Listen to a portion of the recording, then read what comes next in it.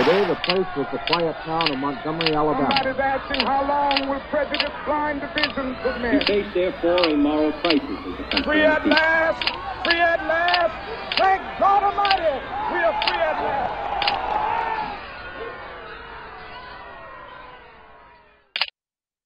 Can't Look Away.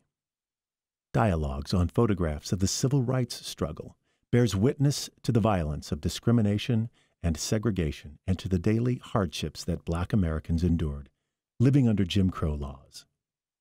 These indelible images from a collection of photographs made available to the Gund Gallery at Kenyon College evidence the enduring solidarity in the struggle for racial equality and justice in America from the 1960s. These photographs compel us to think deeply about the legacy of racism in the United States and about how the history that these images capture can inform the ways we respond collectively to the unresolved racial strife in our time. We find ourselves in this dangerous place not because something radically different has occurred in our nation's politics, but because so much has remained the same. We have witnessed many events that appear to move our nation toward racial reform, and yet our society and legal system seem relentlessly entrenched in cycles of racist brutality and control. In recent months, demonstrations and protests around the world, decrying the murders of George Floyd, Breonna Taylor, and others, and demands for the end of violent and corrupt law enforcement, have shown that the persistence of institutionalized racism has brought our democracy to the threshold of crisis once again. We ask, what can we do as a campus community to participate in a broader collective effort to inspire progress at this critical moment? This is the guiding question for this Gund Gallery program, comprising a series of discussions on the topic of the continuing struggle for racial reform in the United States. The commentary provided by gallery staff, Kenyon College faculty, and other campus partners focuses on how we might respond to these commanding photographs. We are fortunate indeed to be able to call on the expertise of Kenyon's scholars in consideration of the topics as illuminated by these works. In this segment, we welcome once again Glenn McNair, Professor of History, and Francis Gourrier, Assistant Professor of History and American Studies, in a discussion of race, criminal justice, and African American identity formation as shown in Charles Moore's photograph, Martin Luther King Getting Arrested, Montgomery, Alabama, 1958. Let's join the discussion. Okay, so I chose this photo for two reasons. One, it's interesting to get this scene where we see Dr. King being arrested, right? There aren't too many scenes that come to mind other than when he's arrested, you know, immediately following the bus boycott, right? And so, wondering what the backstory is here, I think for an understudied, for a scene that's not too well known, right? For people who either study the civil rights movement or people who faintly know about the civil rights movement. So this idea that King being arrested and there not being much backstory here interests me. But I'm also interested in Corretta Scott King, Dr. King's wife, who's off to the right of this photograph. That her role here is interesting to me because it parallels my main research, right, on civil rights husbands. So, what I write about and what I've been thinking a lot about is this same dynamic with couples who were involved in the civil rights movement, but perhaps with a sort of gender reversal here, right? That my research is concerned with husbands who don't have as prominent a role as their wives in the movement. So for that reason, Corretta Scott King captured my attention. So there's a backstory here that I think is really, salacious and worth sharing. But the reason or how we get to this scene in the first place has to do with Reverend Ralph Abernathy, right? Who's Dr. King's second in command with the Southern Christian Leadership Conference. He's a very important clergy member of the Montgomery scene in the mid-1950s, very involved in the Montgomery Improvement Association, that in, I think it's about late August of 1958, Reverend Abernathy's working in the basement of his church where his office is. And a man walks in and attacks Reverend Abernathy, right? And it's not until I think that they get upstairs, the man comes in and brandishes a hatchet and is chasing Reverend Abernathy around the office, up the stairs and past the secretary at the desk. They run out of the church and down Columbus Avenue for about 2 blocks in the middle of Montgomery. And the man is chasing after Reverend Abernathy with this hatchet. They get about 2 blocks up the road and 2 police officers spot them and break it up. And it's at that moment that the man claims that Reverend Abernathy had been sleeping with his wife, right? So this man is coming back with a vengeance to attack or perhaps kill Reverend Abernathy for being involved with his wife. So September 3rd, 1958, the man's arraignment occurs. And Dr. King and his wife, Mrs. King, Corretta Scott King, are there to support their friends, Ralph Abernathy and Juanita Abernathy. And as King is trying to make his way into the courthouse, a sergeant stops him, right? Presumably he recognizes Dr. King. Dr. King had a large political involvement in the city's affairs, at least since 1955, when the Montgomery bus boycott takes place. And the sergeant prevents Dr. King from coming into the courthouse. And Dr. King is like, I'm just here to support my friend, and my attorney's inside. I want to see if he needs me. And it's at a moment when Dr. King is peering into the courthouse to see if he can get Fred Gray, who is his attorney, who's also serving as Ralph Abernathy's attorney, to see if he can get Fred Gray's attention, that the sergeant gets really hostile and upset. And he's like, okay, boy, it's time to go, and arrest Dr. King for loitering. And immediately they threaten Corretta. They're like, nod your head and you'll be arrested as well, right? Or you'll need a lawyer as well. And so it's while Dr. King is being trotted out from near the courtroom that Charles Moore spots this scene happening, right? It's Reverend King, dressed in his Sunday best, right? He's got his gold watch, he's got this nice suit and this fedora that Charles Moore recognizes Dr. King being arrested, so he just starts snapping away.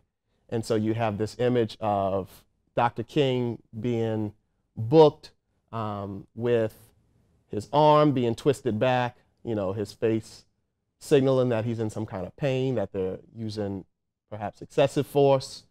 And you have, a very concerned Corretta Scott King just off to our right, to Dr. King's left. And her face, the way her mouth is contorted, it sort of suggests that she's in suffering, not in the same way that Dr. King is, but this sort of helplessness that comes to mind, right? Like I said, the way her mouth is sort of open, perhaps just trying to collect air, and that they threatened her, that any sound or any, move that's perceived as, by their arbitrary standpoint, to be intrusive, that they would also arrest her. I mentioned that Corretta Scott King captured my attention because of my interest in spouses and in married couples, and the sort of everyday experiences that they face in light of the civil rights movement, in light of the dangers that they face as civil rights activists, as key figures in the civil rights movement. That in this case, we see Corretta Scott King looking on because of the way we think about gender and gender roles in American society. It's in some ways legible or recognizable to see, Dr. King being the one manhandled and his wife off to the side, expressing her concern just through facial gestures, right? Again, because she's so limited and she's been threatened. That this scene is somewhat legible because of the way we understand gender dynamics in marriages in American society, particularly, during this time, right? That it's somewhat familiar to see a spouse showing concern, particularly if it's a wife, showing concern for the way that her husband is being manhandled by police officers, right? That he's in physical danger, but she's also in danger, right? She has to be very careful what she says, what she does in this scene. Not unlike other images that we've seen in contemporary society. I'm thinking about Philando Castile and the footage of him being shot in Minneapolis a few years ago, where he's in the car with, with his partner and their child, and, police officer shoots Philando Castile, and, the sort of helplessness that she feels, though not as severe in this scene, it's again recognizable that this damned if you do, damned if you don't, or this feeling of helplessness, hopelessness in some ways, that we recognize in Corretta Scott King. I mentioned that it's of interest to me because of the research that I do on civil rights husbands, where again we see a sort of gender reversal in other heterosexual marriages and involving civil rights leaders. So perhaps if you could imagine Rosa Parks being arrested, right? What is her husband, Raymond Parks, feeling in the moment? And not only fearing the danger that she might face and fearing the danger that he might face, but also thinking about the ways that the image of his masculinity is also damaged, right?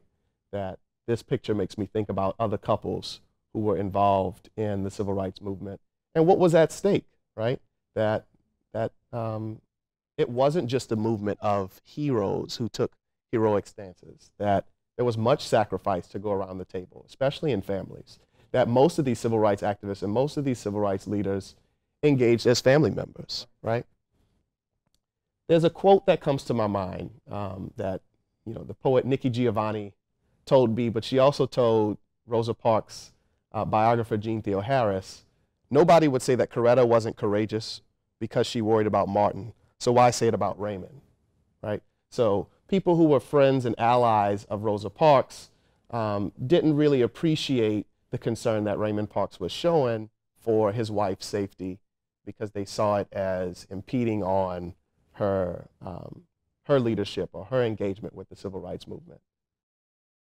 What struck me about this photo was, first, it is one of the rare photos where you see Dr. King being arrested. But at the same time, the themes of what appear in the photo are so representative of protest photos everywhere. So you have Blacks who are in their Sunday best.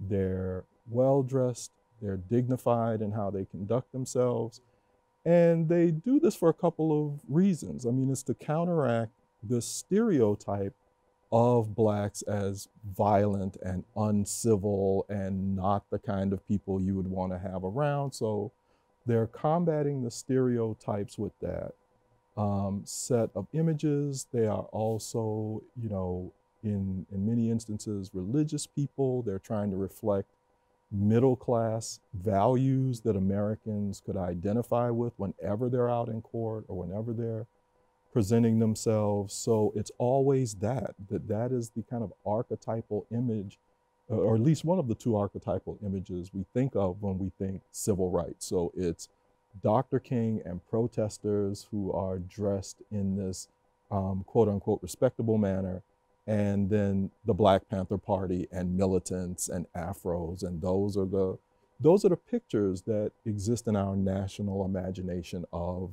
these decades. We also see Dr. King not resisting arrest at all, and that is consistent with his ethos of nonviolence and of that part of the movement that he led. And it was his instinct not to resist. And there's this story that really struck me that brought this home, I think, to me and to everyone who saw it. He was on stage delivering a speech in Birmingham, and a white man ran onto the stage and punched him in the face. And his first instinct was not to protect himself, but to protect the man who had attacked him, Like, he literally jumped in his defense and told people not to do that. And that really says everything about what the nonviolent aspect of the movement represented, and you can see it here. And at the same time, it's being met by this state violence, by police officers who are supposed to protect and serve, but as you said earlier, protecting and serving whom, right? Like, they're clearly using more force than they need to in this image to affect his arrest. They're doing that. And the other thing that jumped right out at me is his gaze. He's looking at the man behind the car, but behind the counter or bar. And at first I thought it was an employee of this restaurant is how I read it. And his gaze is implicating him in what's going on because he's not really taking any actions to change all of this. But if you look closer, he has the patch of the police department on his right shoulder. So he's a police officer, and that gaze then ends up meaning something quite different. Like, now he's actually the authority directing this violence. And his King's gaze is doubly implicating in the sense that you are not somebody without the authority to stop this. You could stop this, or you are ordering this, and you're doing this. You are witness to this exercise of excessive force. And of course, today we see this time and again in cases of unarmed Black people being assaulted or killed by the police. It's the same thing. People with the authority within police departments who can stop this, but who don't. And that just speaks, volumes about the historic nature of that relationship between Blacks and the police. And this image leaves me thinking and feeling something that I feel regularly when I see these scenes from the 1960s, and that is just strength and dignity in the face of oppression and violence. Like, you see that again and again and again, of people not responding with violence, but not being submissive, that this is a scene of strength and commitment that will not be broken by what you see in front of you. So that phrase really captures it for me. Strength and dignity in the face of oppression and violence. And I would just say, that I think that that's true, but I think it's also okay and perhaps really important that we also recognize fear and concern that's also in their face, right? It is, I think, possible to overstate the strength and dignity that civil rights activists were required to bring to their activism, right? But that sometimes it's really important to slow down and remember what was at stake, and to remember the emotional roadblocks that were there. But I think, to me, and this is a conversation I have regularly, exactly what do we mean by courage and strength, right? It doesn't mean that you're not afraid. Absolutely. So that you won't see looks of fear on people's faces, but it's there facing all of that. And and I think that's an important kind of thing. It's not really courage or strength if it doesn't really bother you or scare you. What you're doing. So seeing those expressions of fear and concern are all part of that demonstration of strength. Which also underscores the Nikki Giovanni quote, right? About how people wouldn't say Corretta wasn't courageous, right? That she was courageous even though she feared for her. Sure. Right? A few things you just said there. One of them that, you talked about the scene where Dr. King is in Birmingham giving a talk and he's attacked. An interesting fact, 2 weeks after this scene where he's being arrested, again, this is September 1958 in Montgomery. 2 weeks later, he's promoting his book, Stride Toward Freedom, in New York City, right? And, you, I'm sure, remember this, but he's doing a book signing, and he's randomly attacked, or he's surprised. He's the victim of a surprise attack by a woman who's later diagnosed as a paranoid schizophrenic, who stabs Dr. King in the chest with a letter opener, and very similar to what you said in Birmingham.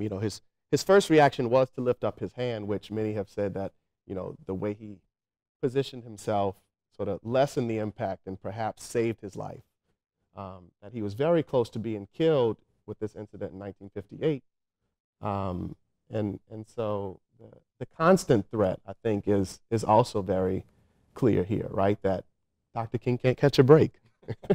So even as Dr. King is dressed in his Sunday best, right, and embracing this politics of respectability, that displaying this image of having dignity, that even when he's dressed like that, even having a sort of softened appearance, doesn't save him from police brutality and hostility in the community, right? He has a reputation for being an agitator, and that this is presumably more of a motivation than him loitering, right? He's harassed with trumped up charges, which is also not uncommon for civil rights activists who had been known to be troublemakers in their community, right? Always being policed or over-policed because of their reputation in the community. And again, whether it's being policed at home or being attacked on the road, what this scene demonstrates is that Dr. King can't catch a break.